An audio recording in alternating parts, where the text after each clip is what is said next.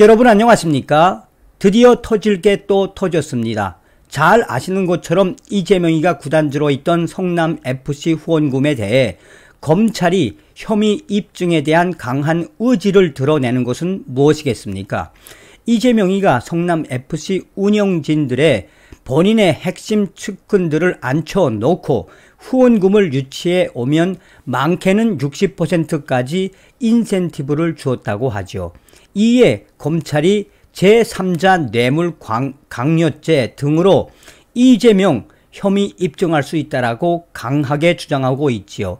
자, 이런 속에 이 성남FC의 네이버가 후원금 40억 원을 주었는데 그 충격적인 실체, 그 중간 가교 역할을 한 것이 바로 이재명과 매우 가까운 김어준, 낙검수 출신의 김어준 처남이 이 네이버 후원금 40억 충격 실체 커넥터라고 이 뉴데일리가 소상하게 밝혔습니다. 한마디로 이야기를 하면 이재명과 김어준 또 김어준의 처남 그 짝 동네 애들이 이 이재명과 관계된 자들이 돈을 헤쳐먹었다라는 이 충격적인 소식이 또 터져 나왔습니다. 성남FC 네이버 연결 의혹 희망살림 공동대표가 김어준 처남이었다. 성남FC 후원금 의혹 사건과 관련된 기업 가운데 공익법인인 희망살림이 네이버로부터 지원받은 40억 원 중 39억 원을 성남FC의 광고비로 지출해 네이버의 성남FC 우회 지원이 아니냐라는 논란을 일으킨 바 있다. 16일 뉴데일리 본지 취재를 종합하면 TBS 김어준의 뉴스공장 진행자인 김어준의 처남 인태연 전 청와대 비서관이 당시 리틀 이재명이라고 불리던 이헌욱 전 경기주택공사 사장과 함께 희망살림 공동대표였던 것으로 파악됐다. 김어준 이재명 공개 지지하더니 그의 처남이 희망살림 공동대표. 김어준 씨는 지난 대선 때 이재명 당시 민주당 후보를 공개 지지해 방송인으로 물의를 일으킨 바 있다. 김어준이는 지난해 10월 유튜브 채널 다스베이다에서 이재명을 도와주자라는 취지로 발언해 선거방송심의위원회로부터 경고 처분을 받기도 했다. 인태연 전 비서관이 희망살림 공동대표였다는 사실은 김어준 씨와 이재명 대표 간 관계가 새롭게 드러나는 대목이다. 최근 경찰은 성남FC에 후원금을 낸 기업 중 두산건설만을 문제 삼아 검찰의 기소 의견으로 송치했다. 하지만 법조계에선 검찰이 집중 수사를 통해 네이버 등 다른 기업들의 뇌물 혐의 또한 들여다 볼 것이란 관측이 많다. 후원금이 지급된 지난 2015년 희망살림 대표를 지냈던 이헌욱 변호사는 성남FC와 주빌리은행 고문 변호사로 일했고 이재명 대표의 오른팔 정진상 민주당 대표 정무조정실장은 성남시에서 이재명 대표를 보자 했는데 이헌욱 변호사와 정진상 실장은 부산 분이엘고 동기 동창이다. 이 때문에 성남시에 본사를 둔 네이버가 김어준의 처남인 인태연 희망살림을 거쳐 성남FC를 후원하는 과정에서 이들이 모종의 역할을 한 게 아니냐라는 의심이 줄곧 제기돼 왔다. 네이버가 희망살림을 통해 성남FC에 우회 지원했다는 의혹에 대해 지금까지 드러난 사실은 이렇다. 희망살림은 2012년 6월 21일 취약계층의 금융복지를 위한 공익사단법인으로 설립된 기업으로 공익법인이 사기업을 대신해 성남FC에 광고비를 지급한 것이며 시사저널에 따르면 희망살림 측은 취약계층의 비탕감 프로젝트 홍보를 위한 성남시와의 계약에 근거한 것이라고 해명하고 있다.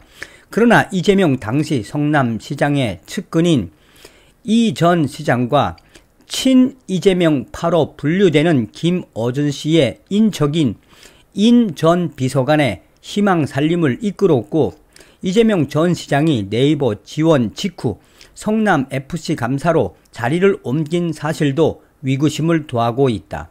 희망살림의 부실 신고 역시 쟁점이다. 희망살림이 과세 당국에 신고한 내역과 시사저널이 입수한 2015년에서 17년 성남FC 계좌 입출금 내역 일부가 상이해서이다. 이재명 시장 재선하자 성남시 희망살림 협업 본격화.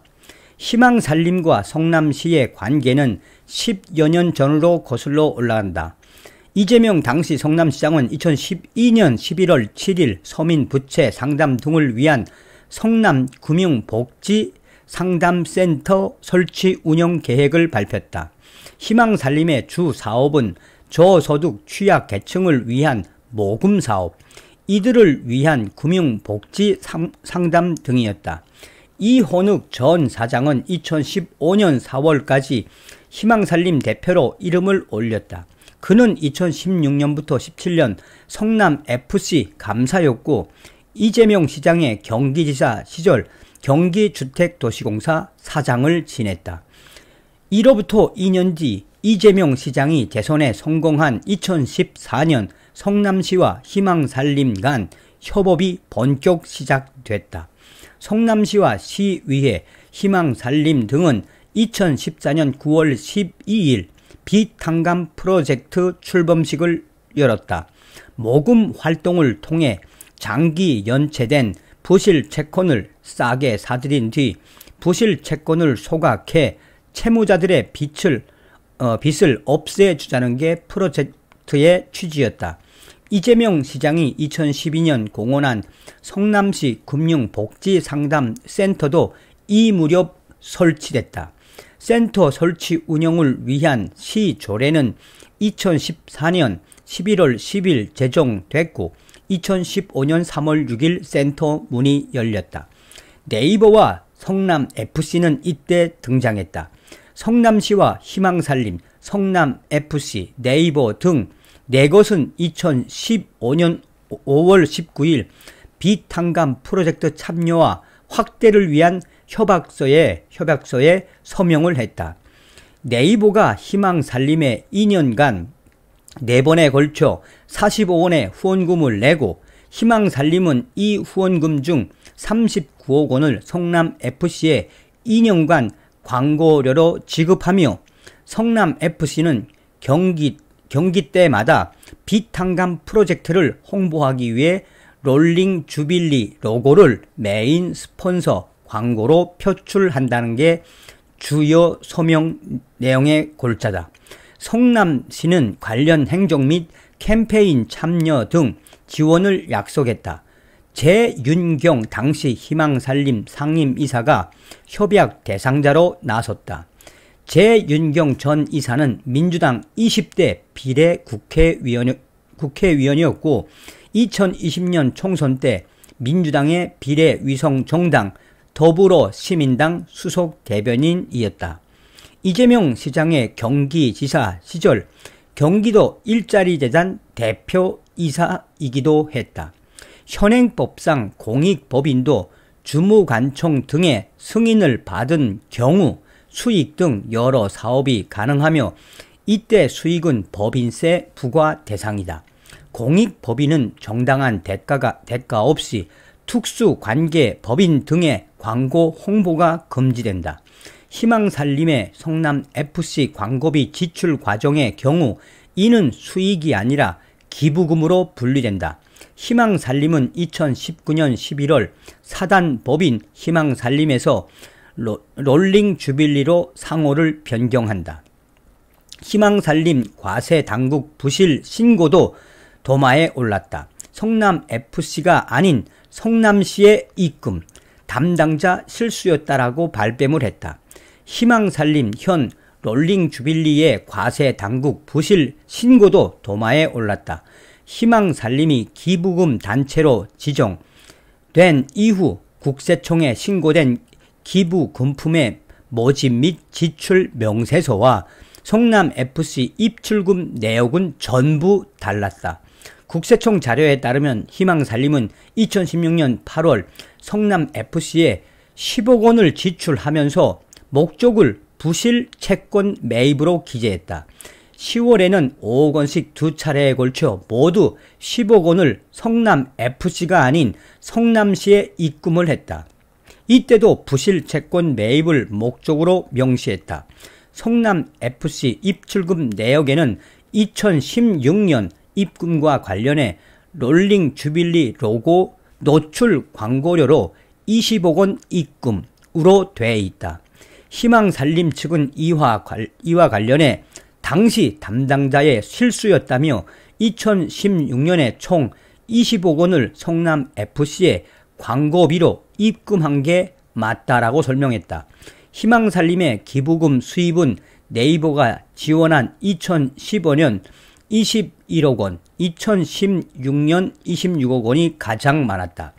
이후에는 2017년 5,200여만 원, 2018년 1,600만 원, 또한 2021년에는 1,890여만 원 등으로 집계됐다.